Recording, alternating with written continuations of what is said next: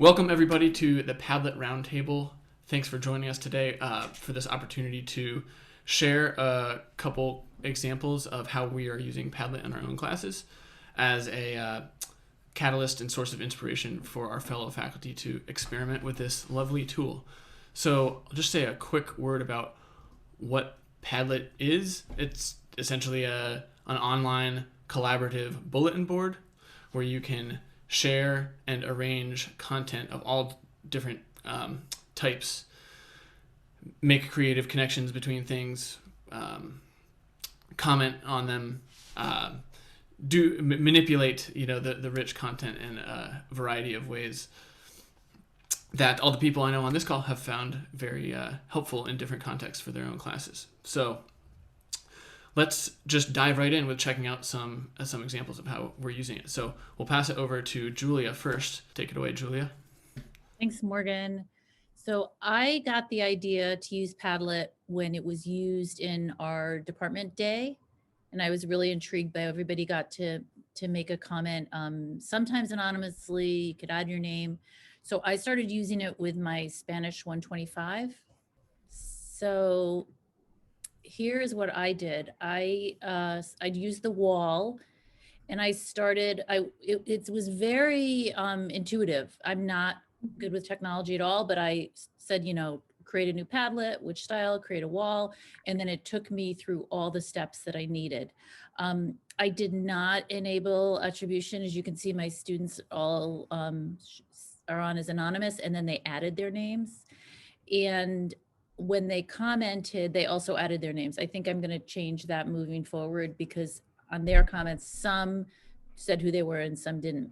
So this would be, just to be clear with this part, so this looks like post attribution is enabled, but the ones that say anonymous means that they weren't logged in with their choate credentials. Okay. That's why it shows up like that. Encourage them to go to choate.padlet.org first, log Okay. in with their choate credentials, and then with your settings just as they are right now, their names will see how Chase's is there. Yeah, You'll I also was be going able to to say, Chase. also when I assigned this, a lot of them said to me, like, what's Padlet? I don't know what to do. And I assumed that Chase knew. And so that he went in there and signed in and was able, his name shows up. Cool. So Yeah. this is Los Pasatiempos Hobbies. So I started, here's my post down below.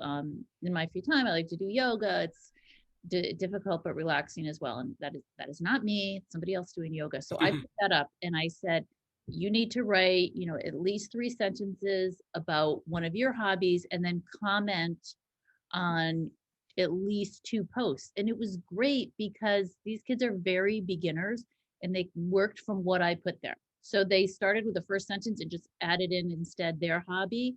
And it's kind of like healthy plagiarism because they knew where to go and they did a wonderful job. And actually, a lot of them commented more than once or twice. They went back in, kept checking to see who had written, and they asked each other questions and answered the questions. So I learned a lot about them. They learned about each other, and I think they really got the grammar down pat. So this was successful, and it was a nice diversion from just writing something in their super site or submitting a grammar assignment. I think this was great. They liked it, and we're going to do more of it. Awesome. Thank you, Julia. Steven, what do you got? Great. Thank you, Morgan. And thanks for inviting me here to participate.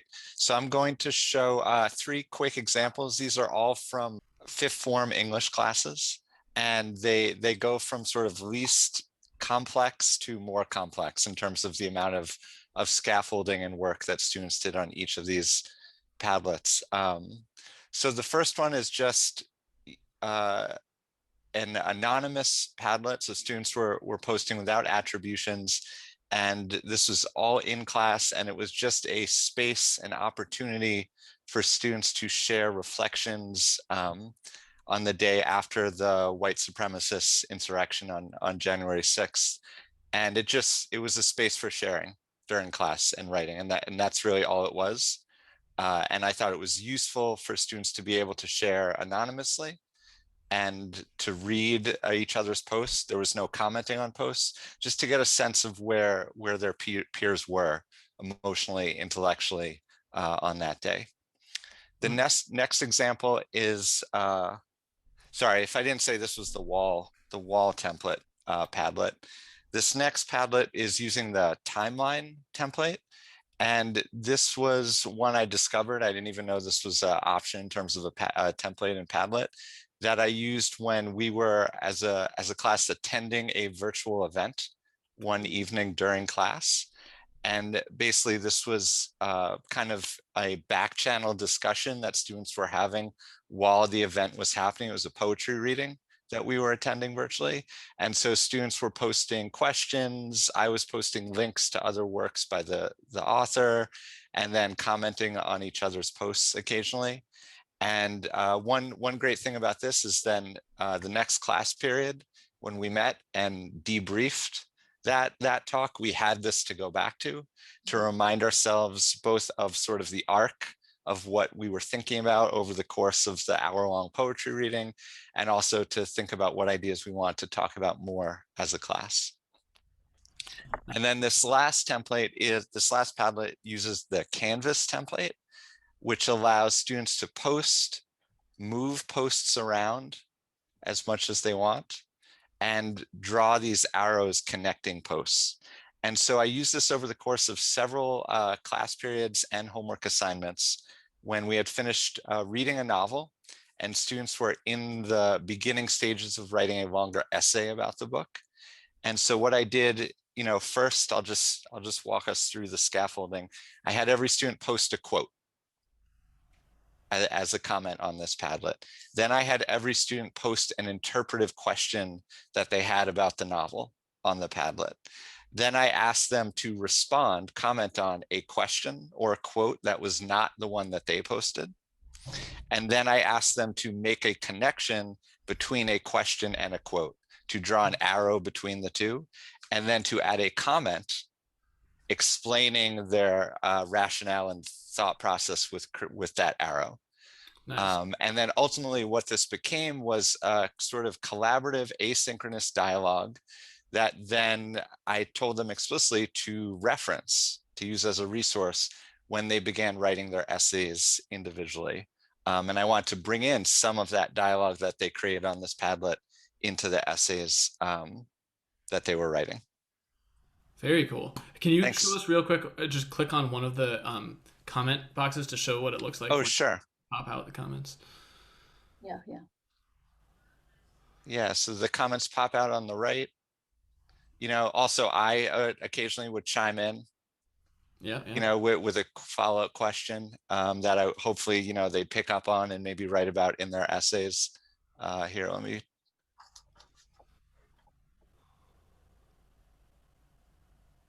And the key for me was like, I wanted them to move from writing essays in a vacuum to thinking about the writing they were doing individually as taking part in a conversation. So this became a literal visualization or representation of that conversation to then bring into their essays. That's so cool, Stephen. Thank you. All right, let's kick it over to Anne. Okay. So I have 3 examples, and these are, I think what Julie was doing is very similar. Obviously, we're both language teachers. So there's a French class, this is a higher level French class. And sometimes the challenge for us is to get a kid to say something when they haven't written it down first. We don't want them to be reading stuff, but so to get ideas flowing and stuff like that, I'm sure it happens in English class as well, or probably everywhere. This was on a novel we're reading by a Senegalese woman, and I gave them, this was while we were on Zoom this winter, I gave them 7 questions, told them to choose one and write at least a full sentence to respond to one of those. And if the question was a yes or no question, they had to elaborate a little bit. So I did the stream, and this is what we got.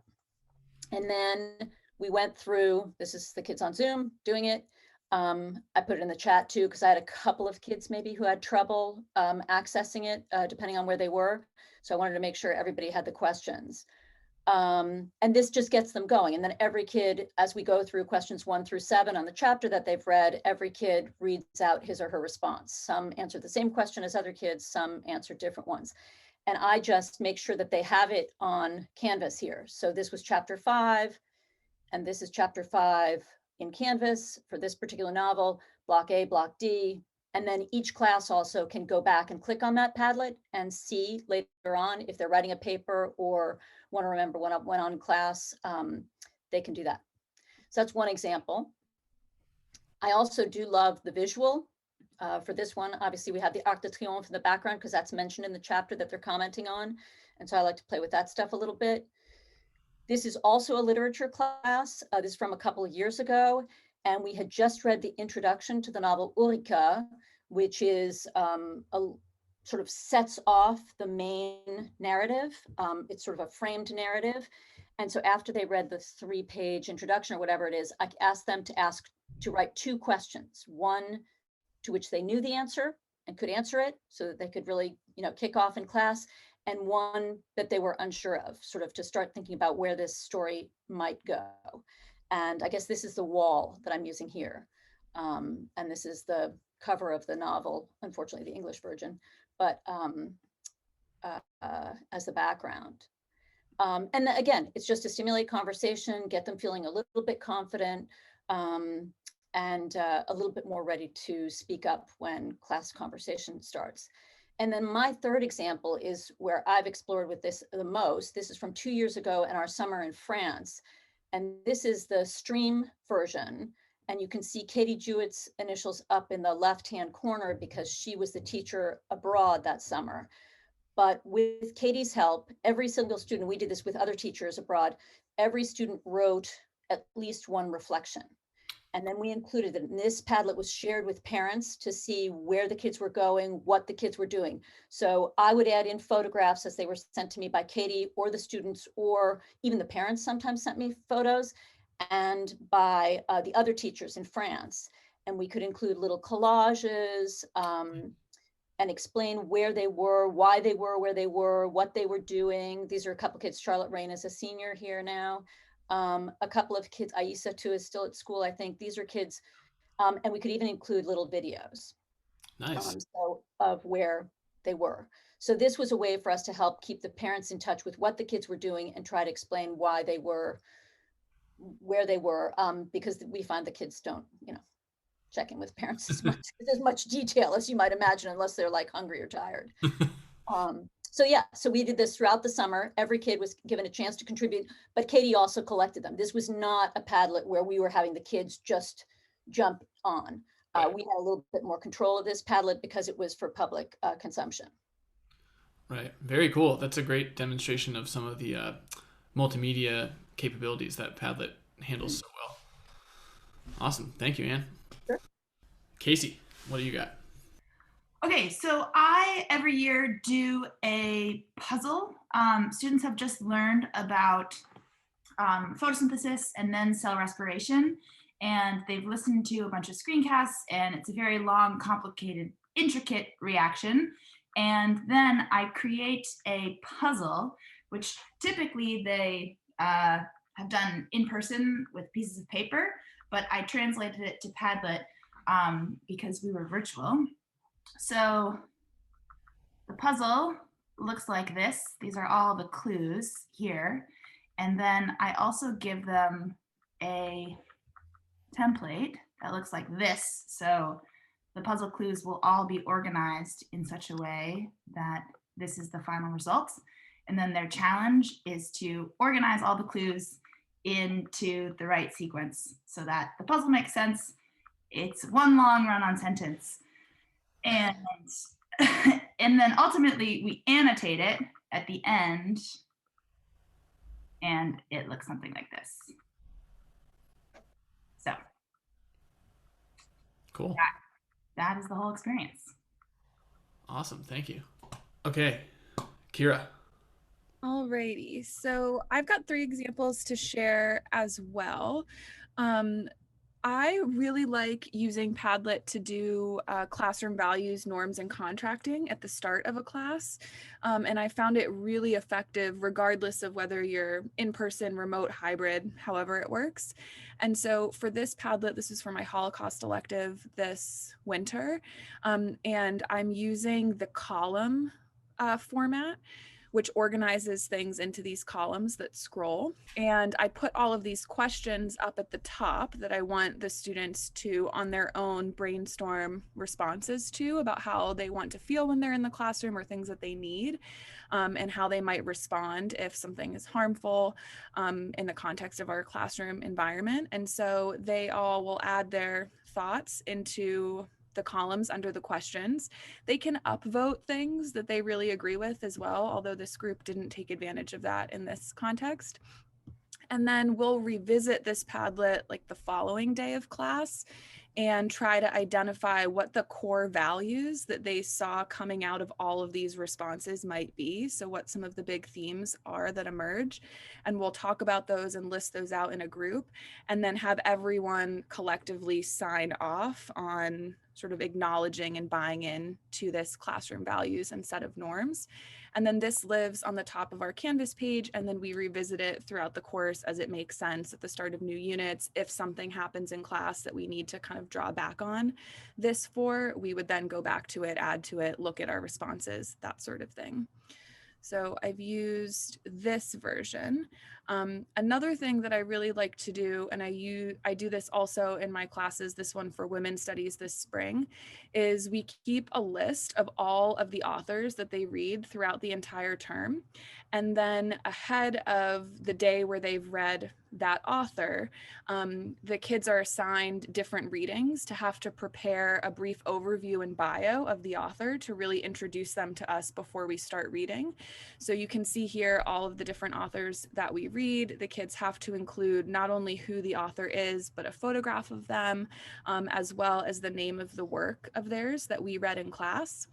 And then after the discussion, what they would do is go in and highlight some of the key points that we discussed from that reading, so that then they can look back to this throughout the rest of the course and sort of jog their memories, who said what, and kind of remember what the key takeaways from not only our discussion, but from each scholar's work is.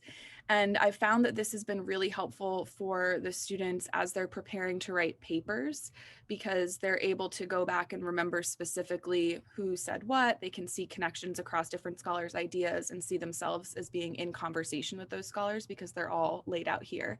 And it serves as a sort of visual hub of all of the authors that we read throughout the course. And then the last quick example I'll show is something that is with the timeline format. And this is something that I do in my world religions and peace and justice classes. I used to do this activity as a game in an in-person classroom where I would give students a jumbled up set of laminated cards that had different events in the historical timeline of Judaism. And then they would have to put them into proper order based on how they appeared in the biblical narrative. And the group that could do it first would win bonus points or something like that. And it fostered some healthy competition. And the way I've adapted that for a remote or hybrid setting is I give the kids the list of events that are all jumbled up, and then each group has their own Padlet that they then have to build the timeline for in the correct order. And so I can, even though they're in breakout rooms, monitor their progress in real time and see how they're doing. And it still fosters some of that same sort of like healthy competition and group collaboration. And then they have this to draw back on as a kind of class notes for the day that covers this history and these events. So those are just three that I use. And I found that in a lot of the ways that I used to use Google Docs that now might not be accessible for remote students who would need a VPN to access that, Padlet has plugged right in there really helpfully, as just a clear substitute for ways that I might have used Google Docs for like group collaborative work in the past. Yeah, I'm glad you mentioned that. That's key. Yeah, it really is. It's the same level of real time that you get with Google Docs. I mean, you see the writing as it's coming in, and I found that to be true too. Awesome, thank you. Okay, so I also have a timeline example to show. As some of you know, in my courses, annotation has kind of become like the backbone of our class conversation and community building. Pretty much every assignment, if it's a reading, they're annotating it with Hypothesis. If it's a video, they're annotating it with Canvas Studio. However, Canvas Studio only works with files that you upload or with YouTube links. So with something like on Netflix or another paid streaming service, you can't use Canvas Studio with it. So I had to think of a workaround, and I was very grateful to have stumbled upon the Padlet timeline mode this year, because we just used this as a substitute for Canvas Studio. So as they watched the film, they were instructed to just, if something stood out to them that they wanted to annotate, they would take a screenshot of the film in that location, write the timestamp in the title of the post, and then just put their annotation there in the body of the post. I actually, in some ways, I like this better than Canvas Studio because of the thumbnails. You get that visual reference to, oh right, of course I remember that part of the film that they're speaking to. Now, of course, you can't, with Canvas Studio, you can click on the timestamp and it takes you right to that spot in the film, which is nice. And you don't have that here, but you do have the thumbnail element, which is pretty handy. But yeah, like some others have said, doing this kind of exercise, I've found that when we then discuss the film in the next class, they're often making reference to each other's annotations that they saw. It's really like continuing a discussion that already started when they were watching the film. And especially teaching just term-long courses,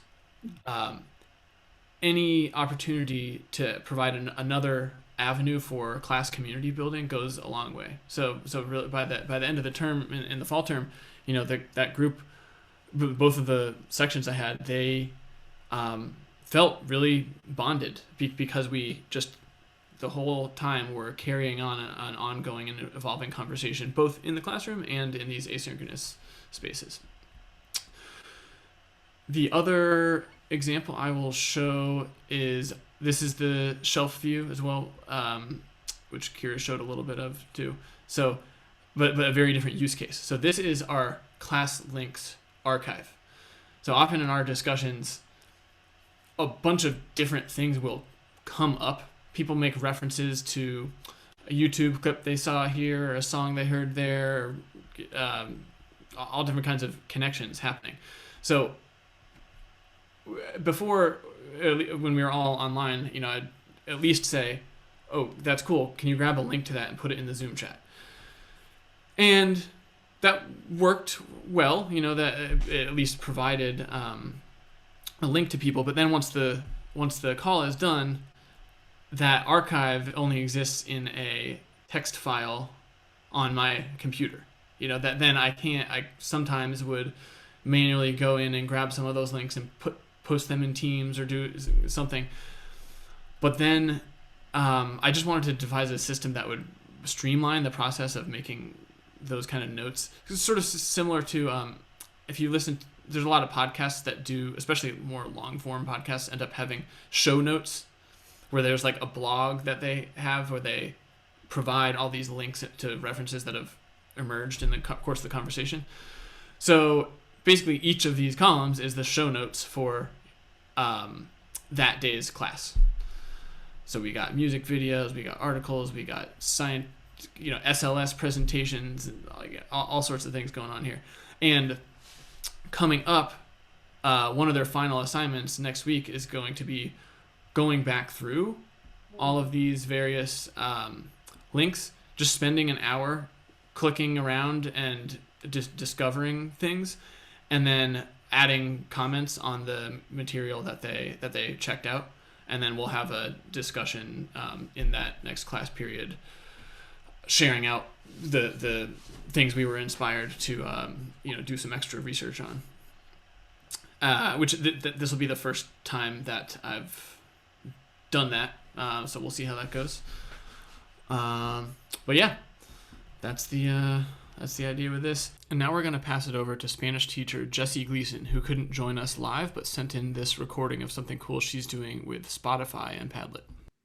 Hi everyone, my name is Jessie Gleason and I'm a part-time faculty member here at Choate. I've just been teaching the past couple terms and I'm here today to share with you a little project that I did in my Spanish 250 sections. So I'm going to share with you my screen. This project has to do with bringing a love of language and of music into the classroom. And I realize we're all looking for ways to do that, especially with all of the technology that we're using. So what I did was I created in Spotify a Spanish playlist. You can see that this one has about 62 songs. And at first what I did was I wanted to just, promote ways of continuing to listen and to learn the language outside of the classroom. So as language teachers, that's what we do. We know that our time is limited and we need so many hours of input to really learn the language. So I'm always looking for ways to plant seeds. And so at first what I did was I just put this playlist, I embedded it into my homepage for the Canvas class. And I just asked students to go and listen to music, when they're at the gym or when they're walking outside, just to listen. I explained that the more input you can get, the better. And the head of the department came to observe one of my classes, and we would often listen to one of these songs as a warm-up. And he said, well, why don't you try to integrate it more systematically into the class? So I said, great, I love that idea. And what I decided to do was give students their own sort of wiki page in Canvas, which you can see here.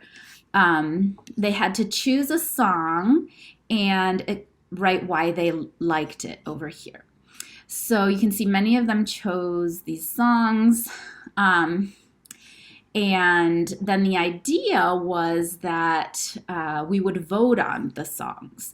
And so at first I was looking for a tool. I explored Poll Everywhere. And my experience was, this is just a screenshot from that. You can see some students, for this particular song, they didn't like it very much. And I didn't like the platform Poll Everywhere very much because it was just kind of difficult to navigate, not very user-friendly. So I reached out to Morgan and he said, well, why don't you try to use Padlet? So I actually am really grateful for that suggestion because I feel that it worked very well. So what I did, I'll just share my screen here. So each student chose a song.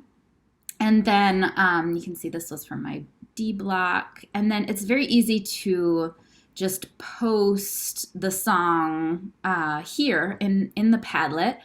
And then you can see, here you can actually listen to them. I believe it's just like a 30-second little chunk of the song that you can listen to, but you can also play it on Spotify. Oftentimes we would watch the music video in the beginning of class, and then the idea was that whatever song got the most likes, for example, you can see down here, that's the song that we would learn as a class together. Which I would have done this spring term with them, except that we also have a poetry recitation project that we're working on. So I didn't want to do both things, but that would be my recommendation, is to sort of choose the song that they like the best and then learn it. I do have one sort of recommendation though, which is that what happened in my class anyway is that since it was the first time I was doing this project, some students approached me and they said, well, can we choose a song that's not on the playlist? And I said, oh, yeah, that's fine. As long as you vet it, as long as you listen to the lyrics and make sure it's clean and all of that. But what ended up happening is that some of the songs didn't end up, they weren't clean. For example, this one here, Mia, I didn't know these two. I didn't really listen to them, but I went in and listened to them. And so I realized that they really, even though they said, I like these songs because it's catchy, I like the rhythm, they weren't doing they weren't able to really identify that the lyrics weren't appropriate. So that would be one recommendation if I were to do the project again, is just make sure that, like even some of these are a little iffy. Just make sure that the songs on the playlist are clean, and that students can only, that's what I would recommend, is just have them choose from the playlist. So that is the project. I hope you enjoyed it. If you have any questions, feel free to reach out to me. I am a campus spouse. I won't be teaching in the spring, but you can always find me. So thank you so much. So thanks again, everybody, for coming out and showing the awesome stuff you were doing with Padlet in your classes. Really appreciate it. And for any faculty watching, feel free to follow up with the academic tech team or any of the individual teachers if you have a question about their specific use cases that they put on offer here. All right. Thanks again, and have a great rest of your day, everybody. Thanks, Morgan. Thanks, guys.